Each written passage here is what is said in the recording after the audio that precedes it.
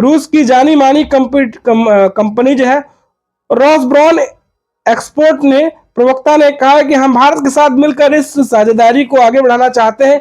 इसके साथ उन्होंने यह भी संकेत दिए कि तेजस के इंजनों के लिए मेक इन इंडिया इनिशिएटिव के तहत भारत में आगे चलकर बना सकते हैं। भारत के द्वारा तेजस मार्क A1 फाइटर जेट को लेकर जो इंजन लेने की डील अमेरिका की कंपनी जनरल इलेक्ट्रिक के साथ हुई थी, लेकिन पिछले साल जनरल इलेक्ट्रिक की तरफ से इंजन को दिया जाना था, वो डिलीवरी नहीं हो पाया। इसका परिणाम ये हुआ कि हमारे HAL के द्वारा IF को तेजस एयरक्राफ्ट 18 की 2 ही डिलीवर कर पाए थे। अभी भी अमेरिका ने इसको लेकर कोई टाइमलाइन नहीं दी है। बस इतना कहा गया है कि अगले वित्तीय वर्ष से इंजन देना शुरू कर देंगे। तेजस जेट्स का इस्तेमाल भारतीय वायुसेना नहीं कर पा रही थी। अब भारत ने रूस की तरफ रुख किया है। डिफेंस एरिया में रूस भारत का भरोसेमंद और सबसे पुराना साझेदार रहा है। बेंगलुरु के एरो इंडिया शोरूम में रूस की जानी मानी कंपनी यूनाइटेड इंजन कॉरपोरेशन के तहत एक इंजन A77S को डिस्प्ले किया गया।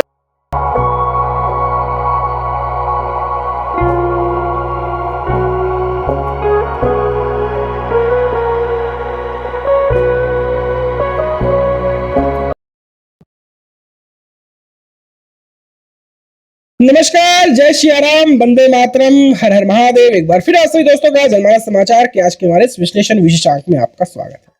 आज हम बात करने वाले हैं डिफेंस की। आज हम सुरक्षा की बात करेंगे। आप सभी को पता है भारत अपनी सुरक्षा की बहुत सारे सामान जो है वो दुनिया से आयात करता है। भारत एक डिफेंस का बड़ा बाजार है और इस डिफेंस के बाजार में कई बार ऐसे भी कारण उपजे हैं जिससे भारत को शर्मसार होना पड़ा है। हम बात करें चाहे वो अगस्ता वेस्टलैंड की घोटाले की बात हो, चाहे वो चर्चित बोफोर्स कांड रहा हो, इन सब घोटालों की कहानियां आने के बाद भारत किसी भी देश से किसी भी प्रकार का हथियार के सौदे में समस्याएं खड़ी हो गई हैं। और इसका सबसे ज्यादा नुकसान अगर किसी को हुआ है वो हुई है हमारी डिफेंस सर्विस को, वो हुई है हमारी सेना को, वो हुई हमारी नौसेना को, वो हुई हमारी वायुसेना को। उनसे ज्यादा कोई समस्या नहीं झेला होगा। आपने कई कहानियां पढ़ी होंगी कि MiG-21 दुर्घटनाग्रस्त हो गया, सुखोई दुर्घटनाग्रस्त हो गया। हमारे जो आज के दौर में जो हमारे जो एयरफोर्स में जो जंगी जहाज उड़ाए जा रहे हैं वो पुराने हो गए हैं, पुराने कल पुर्जे हो गए हैं। उन्हें पुरानी विमानों को नवीनीकरण करके उन्हें उड़ाया जा रहा था और इसमें हमारे जो जाबाज थे वो मौत के शिकार हो रहे थे, वो गुजर जा रहे थे। हमने कई कहानियां देखी, MiG-21 की हमने उड़ान देखी, हमने सुखोई की उड़ान देखी। कहा जा रहा था कि हमने धो पोछ कर जो पुराने विमान हैं उनको नई करने की कोशिश की, पुराने जहाज में नई इंजन लगाकर उड़ान की कोशिश की, लेकिन हमने कोई नया सौदा नहीं किया। अधिकतर भारत अपने डिफेंस का साजो सामान वो विदेश से आयात करता है, क्योंकि हमने ज्यादातर डिफेंस के मामले में हमने कोशिश की है खरीदार बनकर खरीदारी करने की, ना कि अपने देश में विकसित करने की।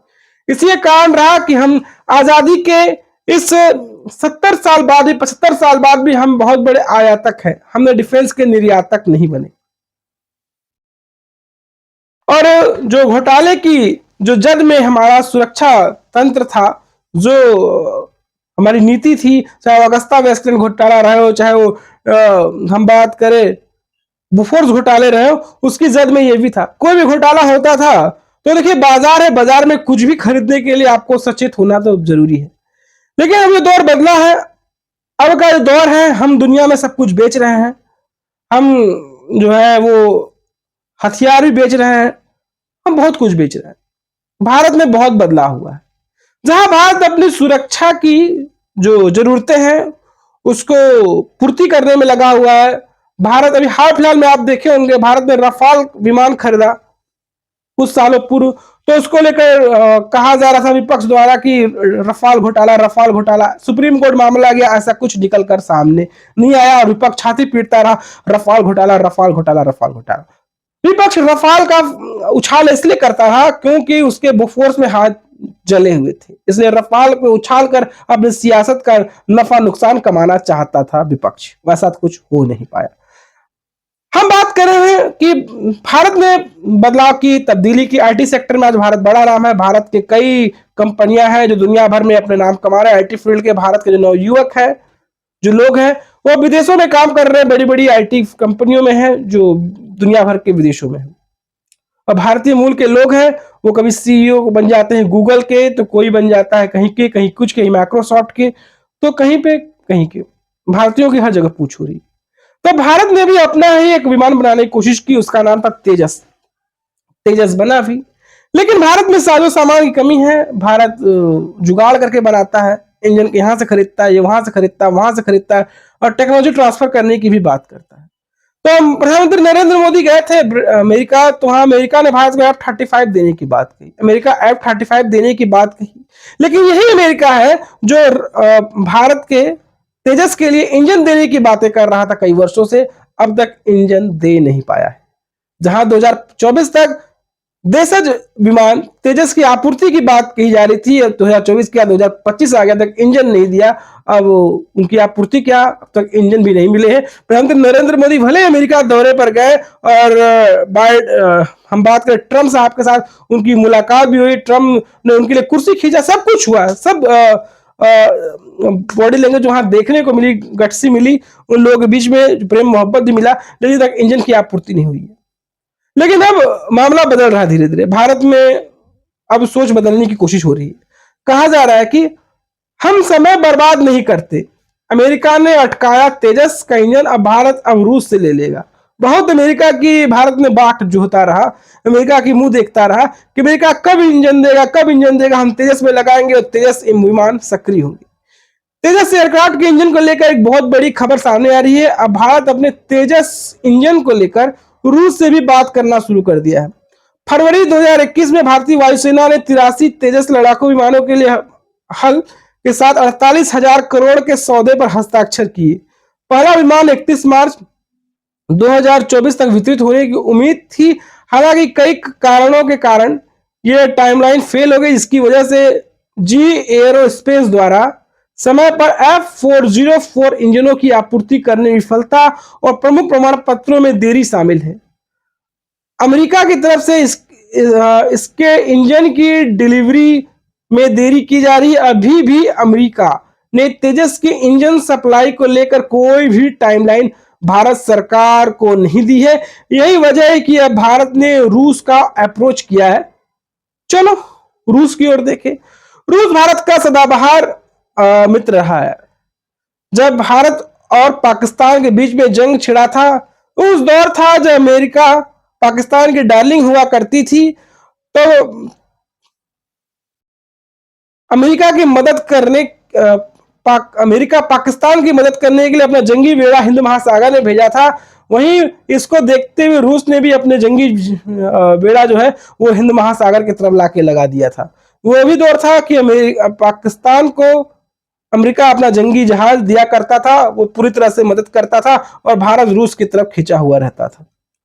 रूस ने इंजन को लेकर बहुत ही पॉजिटिव रिस्पांस दी है। रूस की जानी मानी कंपनी जो है रॉसब्रॉन एक्सपोर्ट ने प्रवक्ता ने कहा कि हम भारत के साथ मिलकर इस साझेदारी को आगे बढ़ाना चाहते हैं। इसके साथ उन्होंने यह भी संकेत दिए कि तेजस के इंजनों के लिए मेक इन इंडिया इनिशिएटिव के तहत भारत में आगे चलकर बना सकते हैं। भारत के द्वारा तेजस मार्क A1 फाइटर जेट को लेकर जो इंजन लेने की डील अमेरिका की कंपनी जनरल इलेक्ट्रिक के साथ हुई थी, लेकिन पिछले साल जनरल इलेक्ट्रिक की तरफ से इंजन को दिया जाना था, वो डिलीवरी नहीं हो पाया। इसका परिणाम यह हुआ कि हमारे HAL के द्वारा IF को तेजस एयरक्राफ्ट 18 की 2 ही डिलीवर कर पाए थे। अभी भी अमेरिका ने इसको लेकर कोई टाइमलाइन नहीं दी है। बस इतना कहा गया है कि अगले वित्तीय वर्ष से इंजन देना शुरू कर देंगे। तेजस जेट्स का इस्तेमाल भारतीय वायुसेना नहीं कर पा रही थी। अब भारत ने रूस की तरफ रुख किया है। डिफेंस एरिया में रूस भारत का भरोसेमंद और सबसे पुराना साझेदार रहा है। बेंगलुरु के एरो इंडिया शोरूम में रूस की जानी मानी कंपनी यूनाइटेड इंजन कॉरपोरेशन के तहत एक इंजन A77S को डिस्प्ले किया गया था। इस इंजन को तेजस में भी इस्तेमाल किया जा सकता है। कहा गया कि अगर इस इंजन की थ्रस्ट को बढ़ा दे तो इसे इंजन को MACA के लिए भी इस्तेमाल किया जा सकता है। यानी इसी इंजन को रूस ने भारत के MACA प्रोग्राम के लिए भी ऑफर किया है। देखिए सबसे बड़ी बात क्या है, भारत क्या कहता है दुनिया भर के देशों को जिससे वो इंजन खरीदना है, इसे एयरक्राफ्ट खरीदना है, इसे तोपे खरीदने, इसे मिसाइल खरीदनी है, जो भी चीज खरीदनी हो। बाय द वे भारत कहता है कि हम आपके साथ साझेदार भी करेंगे, हम आपके प्रोडक्ट खरीदेंगे, साथ में आपको टेक्नोलॉजी ट्रांसफर भी करना टीटी भी करना पड़ेगा, टेक्नोलॉजी ट्रांसफर। अब मान लीजिए भारत ने रूस भी भारत का सहयोगी है, इसके साथ फ्रांस भी भारत का सहयोगी है। फ्रांस से भारत रफाल खरीदा, रफाल जब भारत नहीं खरीदा था तो रफाल को लेकर कई बातें थी। भारत ने रफाल खरीदा, धीरे धीरे रफाल की बिक्री दुनिया भर के कई और देशों ने भी रफाल खरीदने लग गई। और रफाल सिर्फ भारत को बेच नहीं रहा है फ्रांस, उसके साथ टेक्नोलॉजी ट्रांसफर भी कर रहा है कि भारत को वो तकनीक भी सौंपेगा, बनाने की विधियां भी सौंपेगा। और उस तरह अगर ये सब चीजें होती हैं तो जो टेक्नोलॉजी जाती है तो भारत में भी वो चीजें बनने, निर्माण होने शुरू हो जाएंगी। लेकिन अमेरिका की समस्या क्या है? भारत तो गया, अमेरिका क्या देखता है? अमेरिका देखता है भारत बड़ा बाजार है, भारत दुनिया भर से जंगी बेड़ा खरीद रहा है, जंगी जरूरतों का सामान खरीद रहा है। तो अमेरिका के राष्ट्रपति ने, ट्रंप साहब ने कहा F-35 खरीद लो। अब यही भारत का पुराना बुढ़ाऊ विमान सुखोई, जो कई पुराने जनरेशन का था, वो पाकिस्तान को दिया गया अमेरिका का F-16 को मारकर गिरा देता है। इससे अमेरिका के कान खड़े हो जाते हैं। आपको पता अभिनंदन, कैप्टन अभिनंदन वाला मामला था, सुखोई बुढ़ऊ विमान नए जनरेशन के F-16 विमान को मारे गिरा देता है। वो जो अमेरिका के कान खड़े हो गए थे। तो अमेरिका ने पाकिस्तान को कहा था भी कि ये ऐसे ऐसे इस्तेमाल के लिए नहीं है जो हम तुमको F-16 दिए हैं। अब अमेरिका भारत को F-35 ट्रांसफर कर रहा है, लेकिन अमेरिका भारत को F-35 ट्रांसफर तो करेगा, लेकिन इसका तकनीक साझा करने का काम नहीं करेगा। अमेरिका सोचता है, मेरे व्यापारी है, अगर तकनीक ट्रांसफर कर देगा तो फिर भारत थोड़ी ना अमेरिका से कोई चीज खरीदेगा। बस यही सब बातें, यही चरित्र, यही चेहरा साफ साफ नजर आती है, यही बातें यहाँ पर नजर आनी शुरू हो जाती है। आज देख लीजिए, यही जो तेजस है, कई ऐसे छोटे देश हैं जो तेजस को भारत से खरीद रहे हैं, कई ऐसे अत्यधिक हथियार हैं। अब देख लीजिए, अभी सुनने में आया था कुछ महीनों पहले कि इजराइल भारत से हथियार खरीद रहा था। जो इजराइल और हमास के बीच में युद्ध चल रहा है, तो इजराइल ने भारत से भी कई हथियार खरीदे और भारत ने नहीं बेचा। अब भारत भी लगातार हथियार खरीद रहा है, लेकिन भारत जो जिस पॉइंट ऑफ व्यू पे खड़ा है, वहां दो तरह की समस्याएं हैं। एक तरफ पाकिस्तान है, एक तरफ चाइना है। और चाइना है जो भारत सपोले पाल पाल कर पैसे के माध्यम से भारत में बेचता है और भारत में उत्पाद मचाने की कोशिश करता है। और ये चाइना है, पाकिस्तान चाइना परस्त है। तो दो तरफ से भारत मुश्किलों से घिरा हुआ है। दो तरह की कहानियों का जो चरित्र है हमें देखने और पढ़ने और सुनने को मिलता है।